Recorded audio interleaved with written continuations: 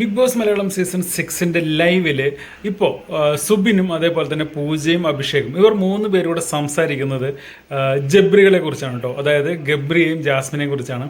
അതിൽ സുബിൻ പറയുന്ന വ്യക്തമായൊരു കാര്യമുണ്ട്. അതിലേക്ക് ഞാൻ വരാം. ആദ്യം ഇവർ പറഞ്ഞു തുടങ്ങുന്നത്, പൂജയാണ് പറഞ്ഞു തുടങ്ങുന്നത്, അതായത് മാനസികമായിട്ട് തകർന്ന ഒരാൾ പെട്ടെന്ന് ഒരു സുപ്രഭാതത്തിൽ അത് അംഗീകരിക്കാൻ പറ്റുന്നില്ല എന്നുള്ളതാണ് പൂജ പറയുന്നത്.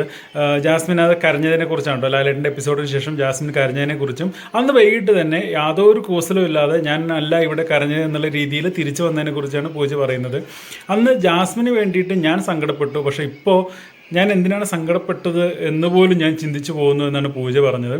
അപ്പോഴാണ് നമ്മുടെ സുബിൻ പറയുന്നത്, ഇങ്ങനെ ഒരാളുള്ള സീസണിലാണ് നമ്മൾ വന്നത് എന്ന് നാളെ പുറത്തിറങ്ങിയതിന് ശേഷം പറയാൻ വരെ നാണക്കേടാവും. അതുകൊണ്ട് ജാസ്മിനെ ഇവിടുന്ന് എങ്ങനെയും പുറത്ത് ചാടിക്കണം. ഗബ്രി കുഴപ്പമില്ല, ഒരു ഗെയിമറാണ്. പക്ഷേ ചില വാക്കുകൾ പുറത്തേക്ക് വരുന്നത് മാത്രമേ ഗബ്രി കൊണ്ടൊരു കുഴപ്പമുള്ളൂ. നല്ലൊരു ഗെയിമർ എന്ന് പറയാൻ പറ്റില്ല, നല്ലൊരു ഗെയിമറാണ്. ഗബ്രി ഇവിടെ നിന്നുകൊണ്ട് കുഴപ്പമില്ല. പക്ഷേ ജാസ്മിനെ ഏത് വിധേനയും ഇവിടെ നിന്ന് പുറത്ത് ചാടിക്കണം എന്നാണ് സുബിനും പൂജയും തമ്മിൽ സംസാരിക്കുന്ന. അഭിഷേക് കൂടെയുണ്ട്. അഭിഷേക് അഭിപ്രായങ്ങളൊന്നും പറയുന്നില്ല. പക്ഷേ ഇവർ തമ്മിലുള്ള കോൺവെർസേഷൻ ഇതാണ്, ജാസ്മിനെ എങ്ങനെയെങ്കിലും പുറത്ത് ചാടിക്കണം എന്നുള്ളത്.